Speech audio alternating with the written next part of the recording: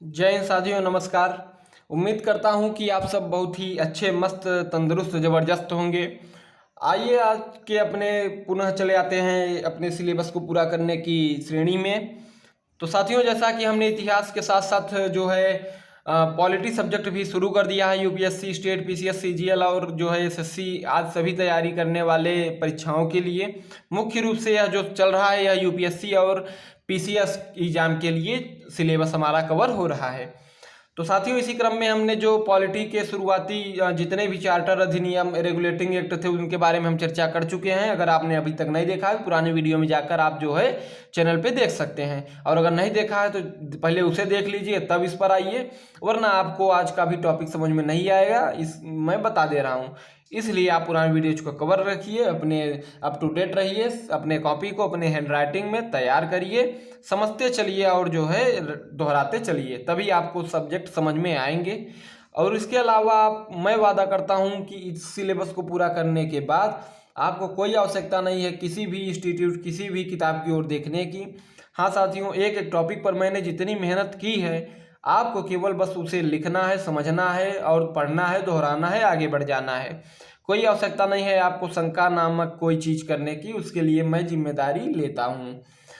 साथियों, कल का वीडियो नहीं बन पाया था, कल कुछ कारणों की वजह से बारिश वगैरह थी, नेटवर्किंग नहीं सही थी। आज शुरू करते हैं आज का जो हमारा जो टॉपिक शुरू होने वाला है, पॉलिटी का ताज का शासन 1858 से 1947 तक। क्योंकि हमने पिछले रेगुलेटिंग एक्ट में देखा कि ब्रिटिश ईस्ट इंडिया कंपनी जो थी उसका भारत में राजनीतिक शासन जो है धीरे धीरे व्यापार के साथ साथ शुरू हो गया था। किंतु 1857 की जो क्रांति भारत में हमें देखने को मिलती है, इतनी बड़ी जो क्रांति हुई, उसके पश्चात भारत जैसे इतने विशाल देश पर किसी तरह से जो आधिपत्य हुआ था वह ब्रिटिश सरकार छोड़ना बिल्कुल नहीं चाहती थी। इसलिए उसने जो है कंपनी के हाथ से समस्त राजनैतिक और आर्थिक अधिकार छीन लिए और उसे केवल व्यापारिक केंद्र पुनः बनाकर छोड़ दिया। तो और इस प्रकार से भारत का जो शासन था वह इनडायरेक्टली अब जो है ब्रिटिश सरकार पार्लियामेंट अपने हाथ में ले चुकी थी। उसी के साथ 1858 का ताज का शासन हमारा शुरू होता है और कंपनी का शासन यहाँ से खत्म होता है। तो शुरू करते हैं आज के अपने वीडियो को, समझते चलिएगा। 1858 का भारत सरकार अधिनियम यह ब्रिटिश पार्लियामेंट द्वारा जारी किया गया, जिसके अनुसार ब्रिटिश शासन यहाँ पर लागू होता है। इसकी विशेषताओं के बारे में बात करते हैं। इसके तहत भारत का शासन सीधे महारानी विक्टोरिया के अधीन चला गया। गवर्नर जनरल का पद नाम वायसराय कर दिया गया। वायसराय भारत में ब्रिटिश ताज का प्रत्यक्ष प्रतिनिधि बन गया। लॉर्ड कैनिंग प्रथम वायसराय बने। भारत के प्रथम वायसराय लॉर्ड कैनिंग बने, याद रखिएगा। नियंत्रण बोर्ड व निदेशक कोर्ट समाप्त कर द्वैध प्रणाली समाप्त कर दी गई। जैसे कि हमने पीछे देखा कि कंपनी पर नियंत्रण करने के लिए नियंत्रण बोर्ड जो ब्रिटिश पार्लियामेंट ने और निदेशक कोर्ट तैयार किया था उसको यहाँ पर समाप्त कर दिया गया, क्योंकि अब कंपनी भी समाप्त हो चुकी है तो नियंत्रण रखने की आवश्यकता नहीं थी। भारत के सचिव पद का सृजन हुआ, जिसमें भारतीय प्रशासन पर संपूर्ण नियंत्रण की शक्ति निहित थी। भारत के सचिव नामक एक पद बनाया गया जो कि ब्रिटिश पार्लियामेंट से संपर्क में था, और यही सचिव भारत में शासन के लिए जो है पूरा नियंत्रण का जिम्मेदार था। यह सचिव ब्रिटिश कैबिनेट का सदस्य था, यानी ब्रिटिश पार्लियामेंट का सदस्य था, और ब्रिटिश संसद के प्रति उत्तरदायी था। सचिव की सहायता के लिए 15 सदस्यीय परिषद का गठन किया गया, जो एक सलाहकार परिषद थी। परिषद अध्यक्ष भारत सचिव बनाया गया। इस परिषद को भारत व इंग्लैंड में मुकदमा करने का अधिकार था। इस पर भी मुकदमा किया जा सकता था।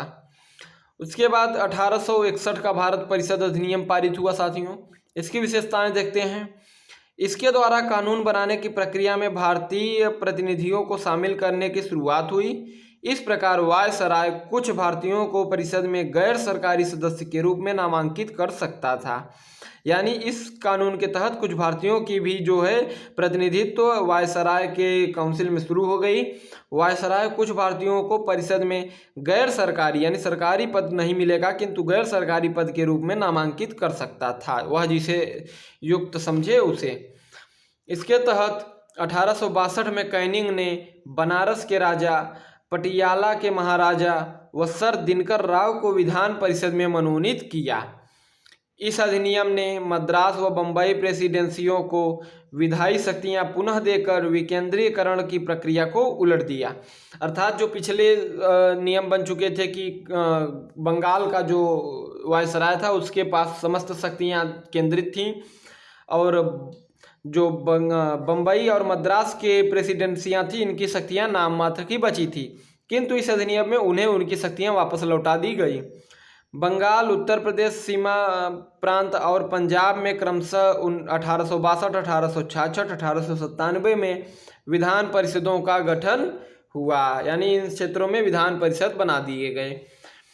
वायसराय को कार्य संचालन हेतु अधिक नियम व आदेश बनाने की शक्तियां मिली। कैनिंग द्वारा 1859 में प्रारंभ पोर्टफोलियो प्रणाली को मान्यता दी गई। इसके अंतर्गत परिषद का एक सदस्य एक या अधिक विभाग का प्रभारी हो सकता था। वह विभाग में काउंसिल की ओर से अंतिम आदेश देगा।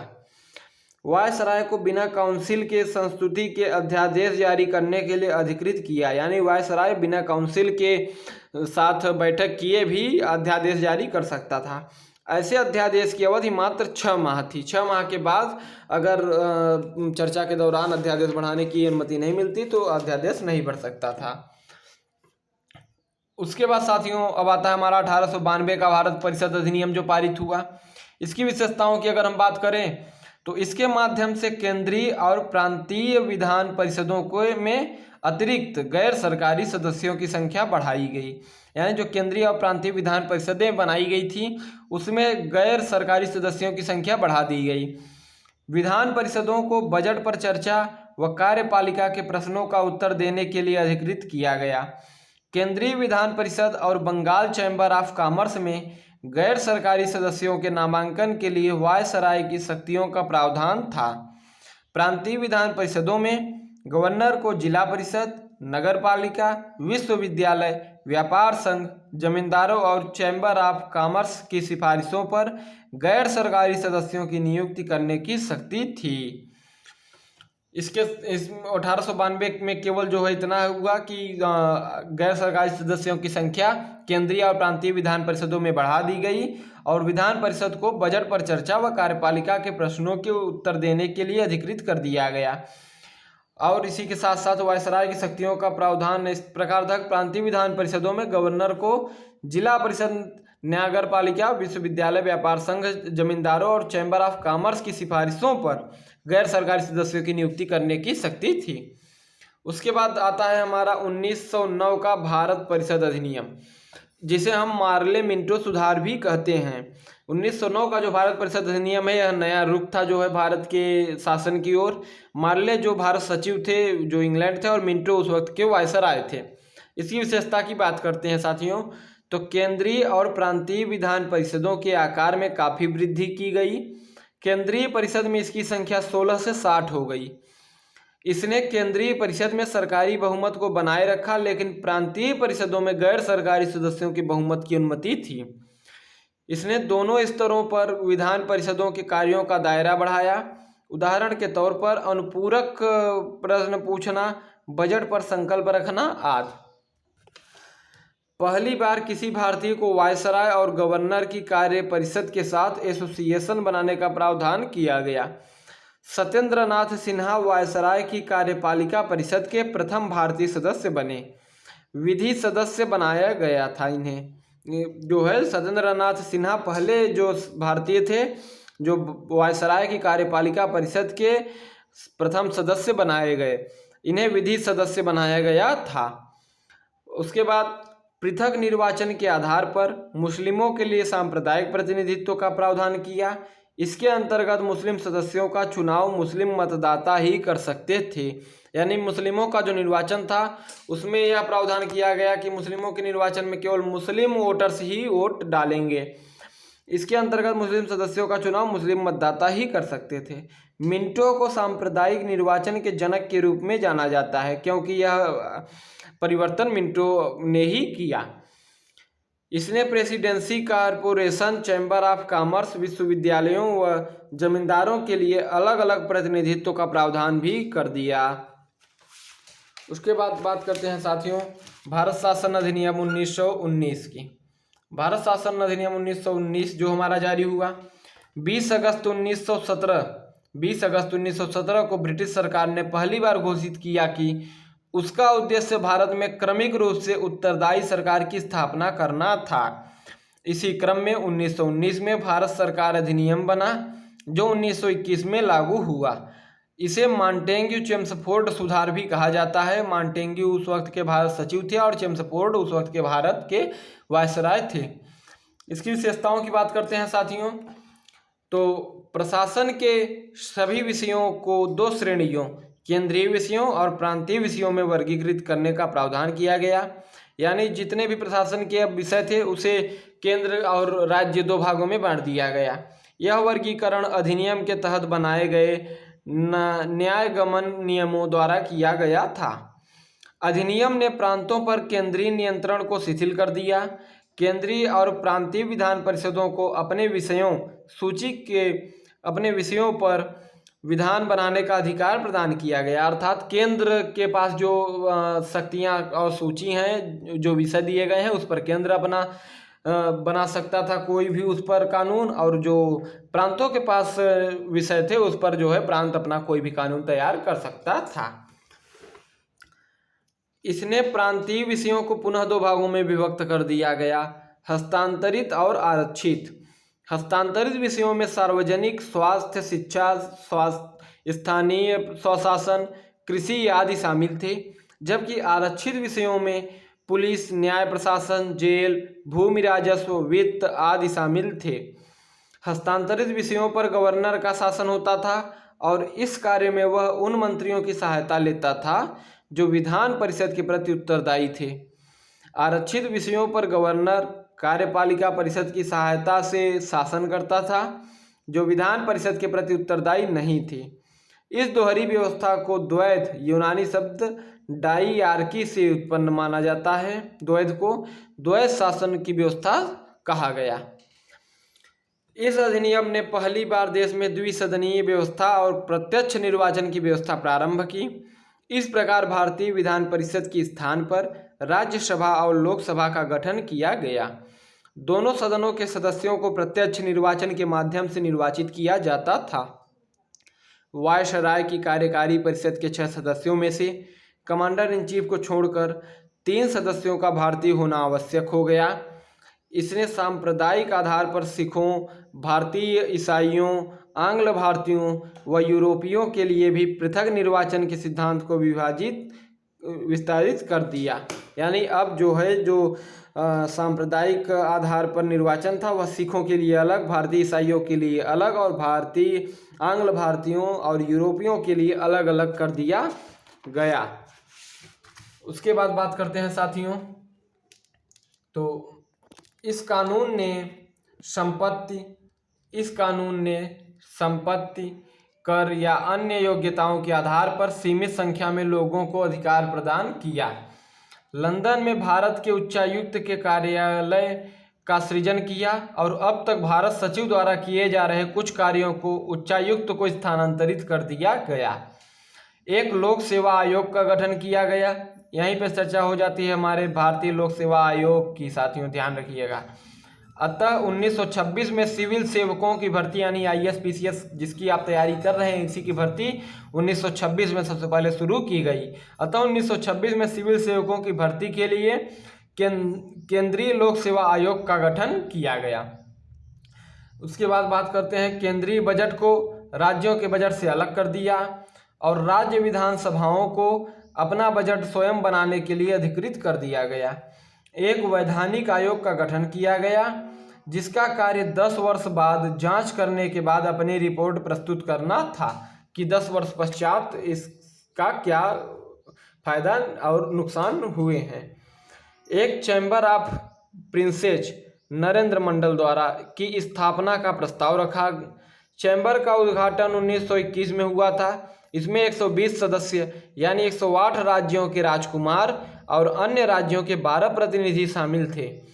इसका नेतृत्व वायसराय करता था। इसने आम हित के मामलों पर परामर्श व चर्चा को आसान बना दिया, क्योंकि अब क्षेत्र के जो उस वक्त के क्षेत्रीय राजा हुआ करते थे, उनके राजकुमारों की यह चैम्बर थी, तो वे अपने जनता के लिए अच्छे अच्छे उपाय दिया करते थे। फिर भारत में आया साइमन आयोग। साइमन कमीशन भारत में आया था, यह बहुत प्रसिद्ध हुआ था, इसका विरोध हुआ था, इसके बारे में जानकारी लेते हैं। ब्रिटिश सरकार ने नवंबर 1927 में नए संविधान में भारत की स्थिति का पता लगाने के लिए सर जॉन साइमन के नेतृत्व में 7 सदस्यीय वैधानिक आयोग के गठन की घोषणा की। सभी सदस्य ब्रिटिश थे, इसलिए सभी दलों ने इसका बहिष्कार कर दिया। भारत के जो उस वक्त के दल थे, कांग्रेस आदि, उन सब ने इसका जो है विरोध कर दिया। आयोग ने 1930 में अपनी रिपोर्ट पेश की तथा द्वैत शासन प्रणाली, राज्यों में सरकारों का विस्तार, ब्रिटिश भारत के संघ की स्थापना व सांप्रदायिक निर्वाचन व्यवस्था को जारी रखने आदि की सिफारिशें की। उपरोक्त पर विचार हेतु 3 गोलमेज सम्मेलन किए गए। फिर संवैधानिक सुधारों पर एक श्वेत पत्र तैयार किया गया, जिसे विचार हेतु ब्रिटिश संसद की संयुक्त प्रवर समिति के समक्ष रखा गया। अर्थात भारतीयों ने इसका विरोध करके एक श्वेत पत्र तैयार करके ब्रिटिश संसद के संयुक्त प्रवर समिति को सौंप दिया। इस समिति की सिफारिशों को कुछ संशोधनों के साथ भारत परिषद अधिनियम 1935 में शामिल कर लिया गया। उसके बाद बात करते हैं साथियों सांप्रदायिक अवार्ड की। ब्रिटिश प्रधानमंत्री रैमजे मैकडोनाल्ड ने अगस्त 1932 में अल्पसंख्यक के प्रतिनिधित्व पर एक योजना की घोषणा की। इसे कम्युनल अवार्ड या सांप्रदायिक अवार्ड के नाम से जाना गया। अवार्ड ने न सिर्फ मुस्लिमों, सिख, ईसाई, यूरोपियनों, आंग्ल भारतीयों के लिए अलग निर्वाचन व्यवस्था का विस्तार किया, बल्कि इसे दलितों के लिए भी विस्तारित कर दिया गया। अर्थात जो अब तक भारत में सांप्रदायिक चुनाव की बात की गई कि मुस्लिमों को केवल मुस्लिम वर्ग वोट देंगे, सिख को केवल सिख, ईसाई, यूरोपीय, सबका अलग अलग सांप्रदायिक निर्वाचन की बात की गई थी, वह अब दलितों के लिए भी अलग रूप से सामने आ गई। इसलिए गांधी जी ने पूना की यावरवदा जेल में अनशन प्रारंभ कर दिया। अंततः कांग्रेस व दलित नेता अंबेडकर के बीच एक समझौता पूना समझौता के रूप में हुआ। इसमें संयुक्त हिंदू निर्वाचन व्यवस्था को बनाए रखा गया और दलितों के लिए स्थान भी आरक्षित कर दिए गए। ब्रिटिश सरकार ने इसे स्वीकार किया। इसे भी 1935 के अधिनियम में जोड़ दिया गया। इसके बाद साथियों हमारा शुरू हो जाएगा भारत शासन अधिनियम 1935, जो कि बहुत बड़ा अधिनियम है, जिसे हम कल विस्तार से, आराम से और ध्यान से समझते हुए आगे बढ़ेंगे, क्योंकि आज अगर हम उसे शुरू करते हैं तो बहुत लंबा हमारा वीडियो हो जाएगा और आपको भी समझने में थोड़ी सी दिक्कत आ सकती है। इसलिए इसको हम कल पर रखते हैं और कल मिलते हैं नए ऊर्जा, नए उत्साह के साथ। अगर आपने पुराने वीडियोज को नहीं देखा है तो देख लीजिए, पूरा कर लीजिए और इसे भी आप जो है बहुत सहजता से देखिएगा। बहुत छोटा सिलेबस है, बहुत बड़ी चीज़ कुछ है नहीं। मैंने बड़ी मेहनत से एक एक टॉपिक को तैयार किया है। अगर आप इसे आराम से तैयार कर लेते हैं, अपने हाथों से कॉपी तैयार करके इसे दोहराते हैं, तो मैं वादा करता हूं कि क्वेश्चन कहीं बाहर से आपको देखने को नहीं मिलेंगे। तो इसलिए मन लगाकर अपनी तैयारी को आयाम दे, दोहराते चलें, लिखते चलें, समझते चलें और चैनल को लाइक, सब्सक्राइब, शेयर करते चलें। और वीडियो कैसा लगा कमेंट करके जरूर बताएं। कोई शंका होने पर कमेंट में जरूर बताएं, मैं आपको उत्तर अवश्य दूंगा। तो इसी के साथ मिलते हैं कल अपने नए टॉपिक के साथ साथियों। नमस्कार, धन्यवाद।